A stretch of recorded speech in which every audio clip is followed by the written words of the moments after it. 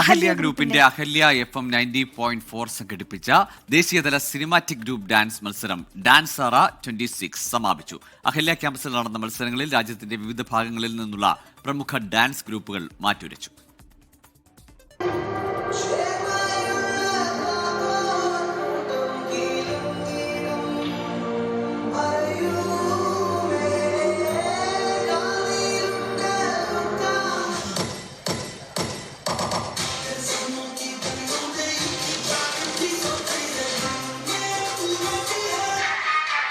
മത്സരത്തിൽ ഉടുപ്പിയിലെ നാട്യ ടീം 1ാം സ്ഥാനവും 1 ലക്ഷം രൂപയും കരസ്ഥമാക്കി.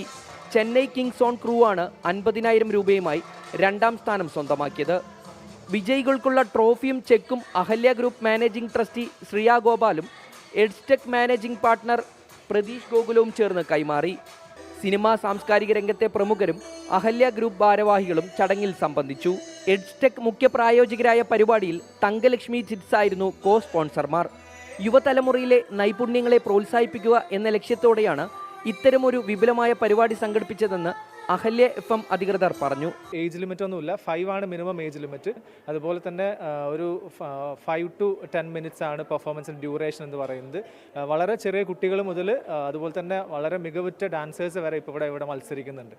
എറണാകുളത്ത് നിന്നാണ് നമ്മൾ വരുന്നത്. അപ്പോൾ നല്ലൊരു എക്സ്പീരിയൻസ് ആയിരുന്നു. എഫേർട്ടിന് വേർത്ത് ഉണ്ടായിരുന്നു.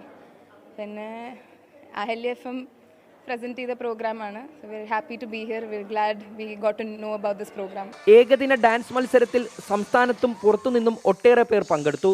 പ്രായപരിധിയില്ലാത്ത മത്സരത്തിൽ കുട്ടികളും സ്ത്രീകളും ഉൾപ്പെടെ ഒട്ടേറെ പേർ മാറ്റുരച്ചു. 24 പാലക്കാട്.